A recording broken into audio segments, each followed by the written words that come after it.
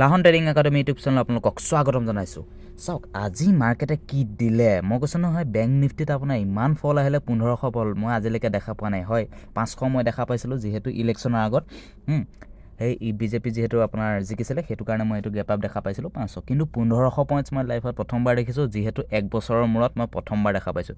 যিটো আপোনাৰ gap down হ'ল নহয় আজি 1500 পইণ্টছ ধেমালি নহয়। কিন্তু এতিয়া চাওক কালিলৈ যদি আপোনালোকে ট্ৰেড কৰিব বিচাৰে কেনেকৈ ট্ৰেড কৰিব পাৰিব। চাওক বেংক নিফটি এক্সপাইৰী আজি খতম, কালিলৈ যদি ট্ৰেড কৰিব বিচাৰে আৰু এটা যিটো মই কৈছোঁ চাওক তলত যিটো 15 মিনিটত লগাই লৈছোঁ, যদি আপোনালোকে চাই তলত যিটো গেপ আছে, যিহেতু ইলেকশ্যনৰ আগত যিটো গেপ আছিলে 500, সেইটো গেপ ফিল আপ কৰিবৰ কাৰণে মাৰ্কেট আহি গ'ল। গতিকে অকণমান চাই চিতি আমি ট্ৰেডসমূহ কৰিব লাগিব। এতিয়া চাওক বেংক নিফটিত যদি আপোনালোকে ট্ৰেড কৰিব বিচাৰে বৃহস্পতিবাৰে, তেতিয়াহ'লে চাওক মোৰ ৰেঞ্জটো মই আপোনালোকক কৈ দিছোঁ। চাব দেই, যদি বেংক নিফটিত এই গেপটো ফিল আপ কৰিবলৈ হয় তেতিয়াহ'লে চাওক মোৰ ভিউ মতে মই কৈছোঁ, যদি গেপ আপ অপেনিং হৈ যায়, ধৰি লওক 46,000ৰ ওপৰত 100 বা 300ৰ আশে পাশে তলত বা 300-250ৰ ওপৰত যদি মাৰ্কেট অপেনিং হয়, লাহে লাহে মাৰ্কেট 46,500লৈকে যাবলৈ চেষ্টা কৰিব আৰু তাৰ পৰা লাহে লাহে মাৰ্কেট আকৌ বেৰিছ টাৰ্গেট আহিব পাৰে, যিটো 45,800লৈকে মই বেৰিছ ভিউ দেখা পাইছোঁ। তাৰ পৰা হয়তো আকৌ ইউ টাৰ্ণ লৈ ৰিভাৰ্চল দি দিব পাৰে।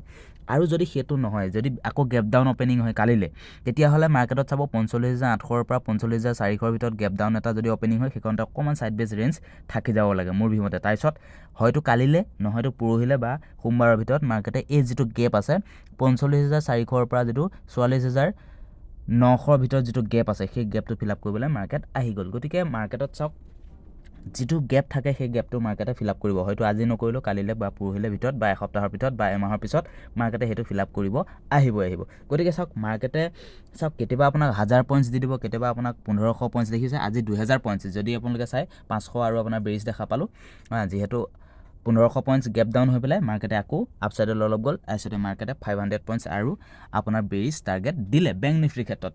গতিকে অকণমান আপোনালোকে চাই চিতি ট্ৰেডসমূহ কৰিব লাগিব। কেতিয়া কি হৈ যাব বিভিন্ন নিউজৰ ওপৰতো ডিপেণ্ড কৰে, সেইবিলাক অকণমান চাই চিতি ট্ৰেডসমূহ কৰিব লাগিব। এতিয়া মই যিটো কৈছোঁ গেপ, সেই গেপটো ফিল আপ কৰিবলৈ মাৰ্কেট আহি গ'ল। গতিকে অকণমান চাই চিতি ট্ৰেডসমূহ কৰিব লাগিব। সদায় আপুনি নিউট্ৰেল হৈ ট্ৰেড কৰিব।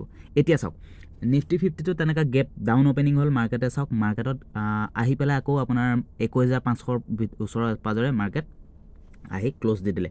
এতিয়া নিফটি 50 যদি কালিলৈ ট্ৰেড কৰিব বিচাৰে, যিহেতু এক্সপাইৰী হয়, গতিকে চাব অকণমান নিফটি 50ত ছাইড বেছ ৰেঞ্জ আছে, যিহেতু 21,500ৰ পৰা 21,450 বা 80ৰ ভিতৰত মাৰ্কেট অকণমান ছাইড বেছ থাকিব পাৰে। তাৰপিছত যদি বেৰিছ টাৰ্গেট আহে তেতিয়াহ'লে 21,300লৈকে বেৰিছ এক্সপেক্ট কৰিব পাৰে, আৰু তাৰ তলত আহি গ'লে তেতিয়াহ'লে 21,200লৈকে আপুনি বেৰিছ টাৰ্গেট ৰাখিব পাৰে নিফটি 50 ক্ষেত্ৰত। নিফটি 50ত অকণমান ছাইড বেজৰ ৰেঞ্জ মই দেখা পাইছোঁ, কালিলৈ আগবেলালৈ হয়তো পিছবেলালৈ আপুনি অলপ ডাঙৰ ম'মেণ্টাম দেখা পাব পাৰে।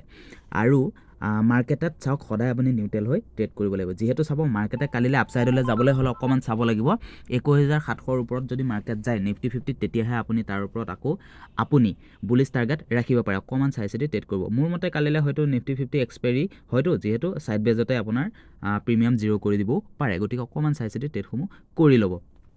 এতিয়া নিফটি 50ত যদি গেপ ডাউন অপেনিং হৈ যায়, গেপ ডাউন অপেনিং হ'লেও মই কৈছোঁ যিহেতু 21,300ৰ পৰা 21,400ৰ আশে পাশে যদি গেপ ডাউন অপেনিং হয়, তেতিয়া মাৰ্কেটত আকৌ অকণমান বুলিছ মোমেণ্টাম দেখা পাব পাৰে, যিটো 21,600লৈকে মাৰ্কেট যোৱাৰ মই ভিউ দেখা পাইছোঁ।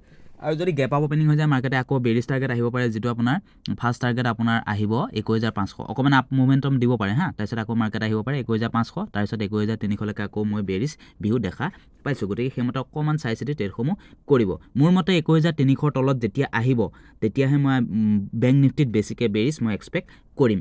এতিয়া মই আপোনালোকক লৈ গৈছোঁ ফিন নিফটিৰ ক্ষেত্ৰত। চাওক ফিন নিফটিটো এটা গেপ আছে, সেই গেপটো ফিল আপ কৰিবলৈ হ'লে ফিন নিফটিত যদি আপোনালোকে চাই, ফিন নিফটিত কি হৈছে চাওক, ফিন নিফটিটো এটা গেপ আছিলে, যিহেতু ইলেকশ্যনৰ সেইটো গেপেই হয়, সেই গেপটো ফিল আপ কৰিবলৈ মাৰ্কেটে চাওক কালিলৈ ফিন নিফটিত যদি আপোনালোকে চাব 20,400ৰ তলত যদি আহে মাৰ্কেট, তেতিয়াহ'লে 20,200লৈকে বা 20,000লৈকে মাৰ্কেট অহাৰ ভিউ আছে। কিন্তু অকণমান মোৰ মতে এদিন বা দুদিন ইয়াতে অতিবাহিত কৰিব লাগিব। ধৰি লওক 20,000ৰ পৰা 20,600ৰ পৰা 20,400 ভিতৰত মাৰ্কেটে এদিন বা দুদিন অতিবাহিত কৰাৰ পিছত যদি মাৰ্কেট তললৈ আহে, তেতিয়া আমি ভাল মোমেণ্টাম দেখা পাম, হয়তো 100-200 আমি বেৰিছ টাৰ্গেট এক্সপেক্ট কৰিব পাৰোঁ। মোৰ মতে এইখিনিত আপুনি ছাইড বেছ ৰেঞ্জো আপুনি এক্সপেক্ট কৰিব পাৰে যিহেতু গেপ ফিল আপ কৰিব লাগিব গতিকে সেই আপোনাৰ যিটো টাৰ্গেট আছে বা যিটো গেপ আছে সেইটো অকণমান চাই চিতি আপুনি ট্ৰেডসমূহ কৰিব লাগিব আৰু যদি চাওক 20,200 তলত আহি যায় তেতিয়াহ'লে আপুনি 19,900লৈকে আপুনি বেৰিছ টাৰ্গেট ৰাখিব পাৰে ফিন নিফটিৰ ক্ষেত্ৰত আৰু চাওক মই আপছাইডলৈ কেতিয়া বুলিছ মোমেণ্টাম ৰাখিম যদি 20,700ৰ ওপৰত আকৌ ভাল কেণ্ডেল বনে তেতিয়াহ'লে মই তাৰ ওপৰত আকৌ বুলিছ মই মুভ এক্সপেক্ট কৰিম যিটো